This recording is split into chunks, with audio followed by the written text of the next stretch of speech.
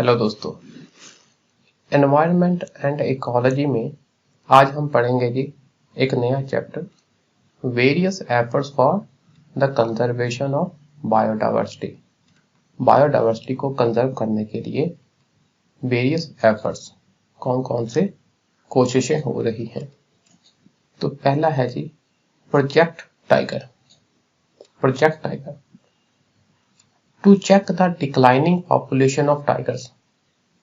Tiger की population एकदम बहुत कम हो रही थी, तो इसको चेक करने के लिए रोकने के लिए project tiger was launched in 1973।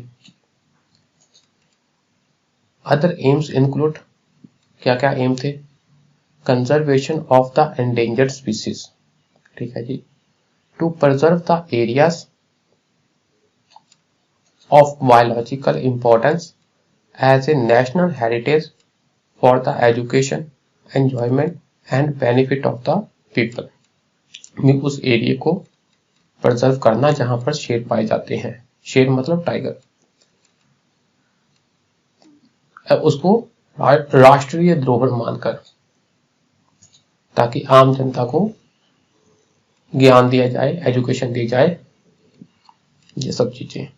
Harmonising the rights of local people living in and around the tiger reserves. ये इंपॉर्टेंट बात है। ऐसा नहीं है कि देखो टाइगर और इंसान में कंफ्लिक्ट चलते हैं, जहां टाइगर है वो इंसानों के एरिया में आ जाता था, तो ऐसा तो है नहीं कि हम टाइगर को बिल्कुल या तो किसी एक का पक्ष नहीं लिया जा सकता था। तो फिर क्या करें, भी इस प्रकार रहना है कि लोकल जनता के भी इंटरेस्ट आहित ना हो और टाइगर भी सेफ हो जाए।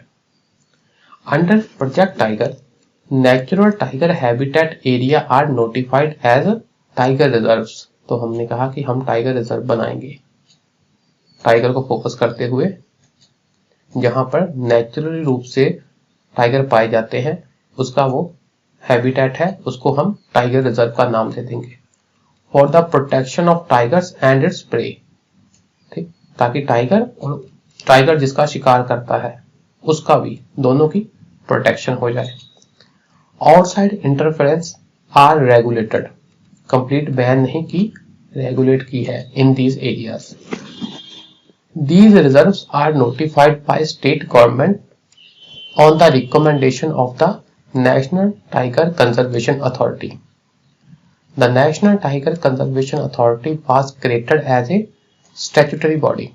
स्टैट्यूटरी बॉडी मतलब कानून बनाकर जो बॉडी बनाई गई है, by amending the wild life protection act 1972 in 2006। 2006 में हमने अपना वाइल्ड लाइफ प्रोटेक्शन एक्ट है जो 1972 वाला, उसमें संशोधन किया और नेशनल टाइगर कंजर्वेशन अथॉरिटी बनाई, ठीक है जी। अब क्वेश्चन आएगा कि टाइगर रिजर्व को नोटिफाई कौन करता है, स्टेट गवर्नमेंट करती है या सेंट्रल गवर्नमेंट? घोषणा कौन करता है भी ये वाला रिजर्व टाइगर रिजर्व है? तो आपने कहना है स्टेट गवर्नमेंट करती है। तो रिकमेंडेशन कौन देता है? National tiger conservation authority. ये अथॉरिटी रिकमेंडेशन देती है, इसकी रिकमेंडेशन पर स्टेट गवर्नमेंट टाइगर रिजर्व को नोटिफाई करते हैं, जो कि स्टैट्यूटरी बॉडी है under wild life protection act 1972 में बनी, जो जिसको भी 2006 में संशोधन करके बनाया गया। तो ये क्वेश्चन आ जाते हैं प्री में, किस एक्ट के अंदर है, एनटीसीए, कौन नोटिफाई करता है, ऐसे क्वेश्चन आ जाते हैं प्री में। NTCA helps in the implementation of measures for the conservation of tiger.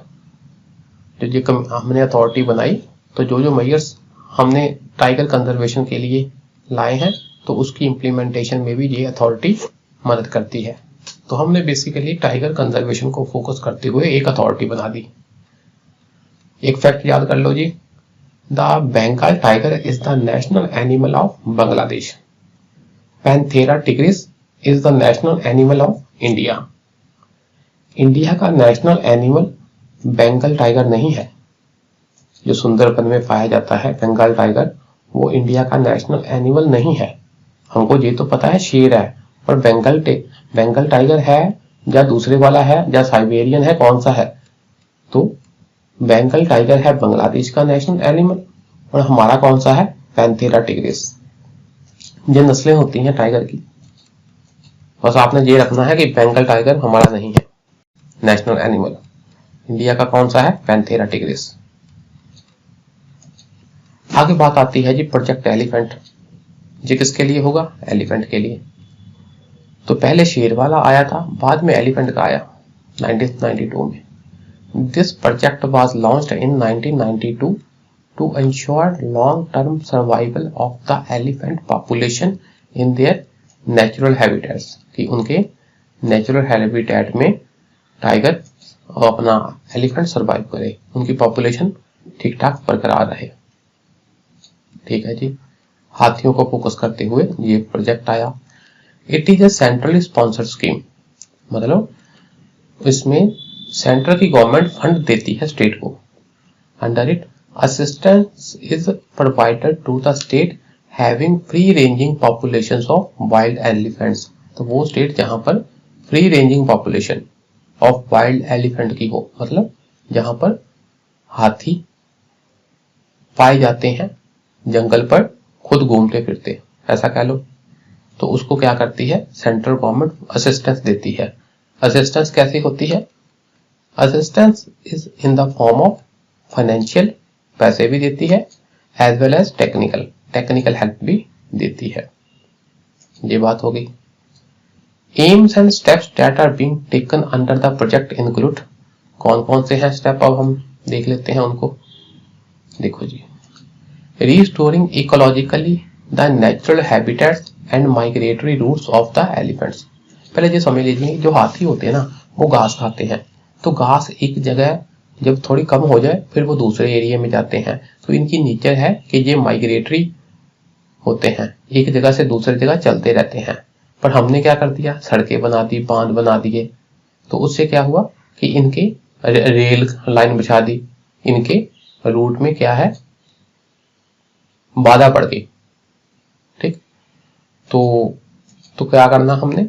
Restore करना है इनके नेचुरल हैबिटेट को और माइग्रेटरी रूट को, ताकि ये आराम से रह सके और आ जा सके। ये टॉपिक इंपॉर्टेंट है क्योंकि आजकल न्यूज में ये काफी चीजें चल रही हैं कि कैसे हाथी, मतलब उस हाथी इलेक्ट्रिक वायर में फंस के मर गए, कुछ ना कुछ घटनाएं होती रहती हैं। वो हम करंट अफेयर्स में भी पढ़ेंगे चीजें, जहां पर भी थोड़ा देखेंगे। Mitigation of the man elephant conflict, man और एलिफेंट के कंफ्लिक्ट होते रहते हैं, इसको भी कम करना है। ठीक है ना। होता क्या ना कि जब एलिफेंट जाएंगे, उनको क्या है कि ये, उनको कोई मतलब नहीं कि ये किसी इंसान का खेत है या नेचुरल घास है, वो तो चलते जाएंगे, उनका नुकसान होता है। इसलिए फिर लोग भी गुस्सा हो जाते हैं, फिर आपस में क्या है, इनके कंफ्लिक्ट होते हैं। वैसे भी कभी कभी हाथी तबाही मचाते हैं। अब हम कहेंगे हाथी तबाही मचाते हैं, पर देखा जाए तो हम उनके रास्ते में रोड़ा है। ऐसे protecting elephants from unnatural causes of death, for example electric wires के साथ टच करके ये एक्सपायर कर जाते हैं। रेलवे रूट्स, ठीक, रेलगाड़ियों के आगे आने के कारण भी मर जाते हैं जी। ऐसी घटनाएं होती रहती हैं। प्रोटेक्टिंग एलिफेंट्स फ्रॉम पोचर्स, पोच क्या करते हैं? इनका शिकार करके इनके अंगों को ब्लैक मार्केट में बेचते हैं। प्रिवेंटिंग आइवरी ट्रेड, इनके दांतों का व्यापार होता है, उसको प्रिवेंट करना। And other body parts of the elephants, इनके बॉडी पार्ट का भी क्या है, काफी व्यापार होता है। तो ये सब चीजों के चलते इनकी तस्करी होती है। तो इन सब चीजों को क्या करना है? इनको प्रिवेंट करना है, ठीक है ना। ये सब चीजें प्रिवेंट करनी है। ठीक है जी। Development of ecosystems and natural habitats, ये बात हो गई। Availability of proper veterinary care, उनको प्रॉपर डॉक्टर की जो होती है सेवाएं, डॉक्टरी सेवाएं, कहीं चोट लग जाए तो दवा दारू उनकी की जा सके। Veterinary care, health care and breeding facilities. ठीक है जी। डेवलपमेंट ऑफ एलिफेंट कॉरिडोर्स, ये है बात।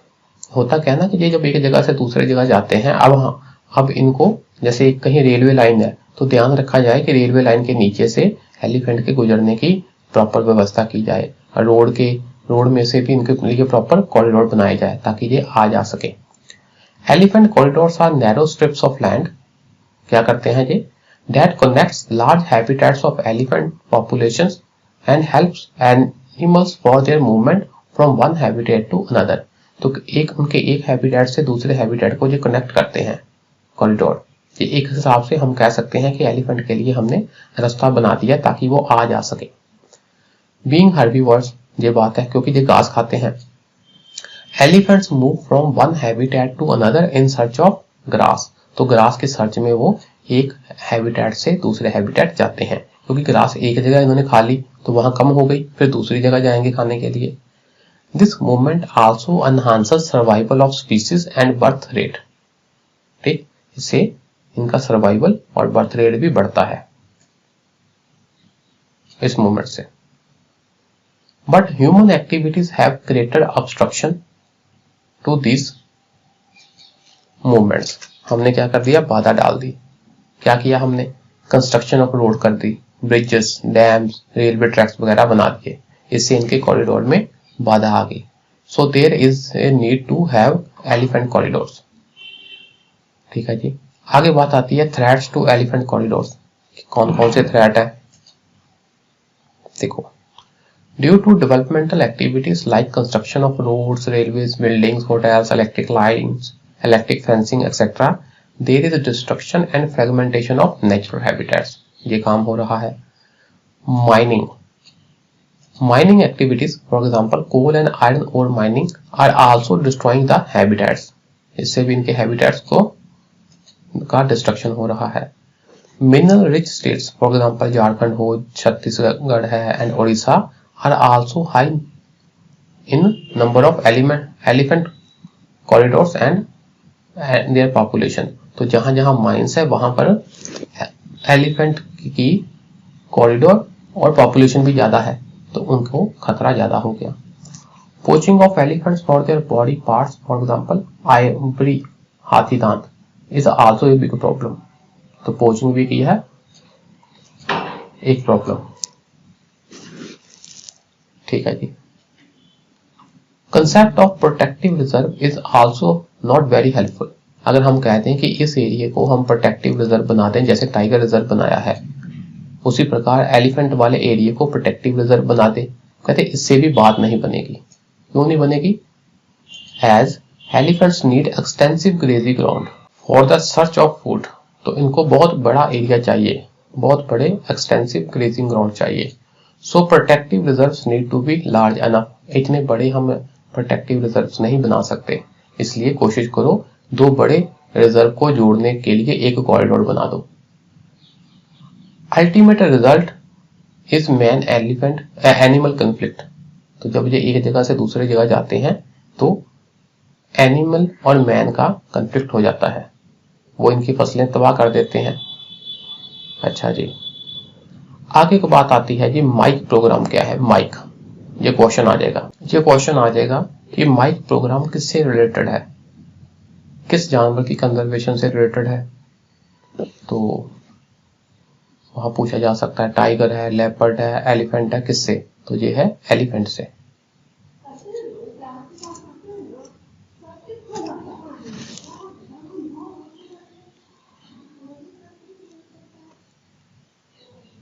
इसकी फुल फॉर्म है monitoring of illegal killing of elephants. E से एलिफेंट्स। ठीक, तो ये एलिफेंट की कंजर्वेशन से रिलेटेड है कि इसमें हमने मॉनिटर करना है किसको? इलीगल किलिंग ऑफ एलिफेंट्स को। CITES has launched MIKE programme. जो साइट है ना, इंटरनेशनल बॉडी है, क्या है?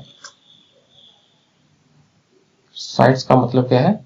Convention on international trade in endangered species of wild flora and fauna. जब wild flora, fauna and fauna, तो जो हमारे जीव जंतु हैं उसके इंटरनेशनल ट्रेड जो होता है खासतौर पर एंडेंजर्ड स्पीसीज का, तो उसको ये करते हैं, उसके ऊपर ये कन्वेंशन है ताकि एंडेंजर्ड स्पीसीज को बचाया जा सके, उनका इलीगल ट्रेड ना हो। तो इसको वाशिंगटन कन्वेंशन भी कहते हैं। ये इंपॉर्टेंट पॉइंट है। ठीक है जी। Is a multilateral treaty to protect endangered plants and animals from the threat of international trade. ठीक है जी।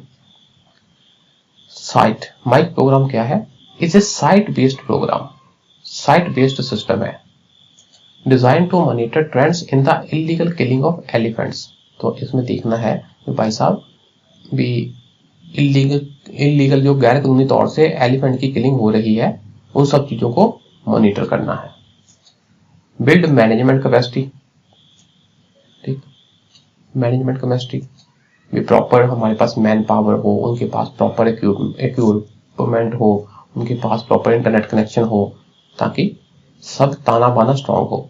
And provide information to help range states, तो जहां जहां एलिफेंट पाए जाते हैं उनको इंफॉर्मेशन देनी कि हाँ भाई जहां जहां ये गड़बड़ है तो आप प्रॉपर प्रिकॉशन लो।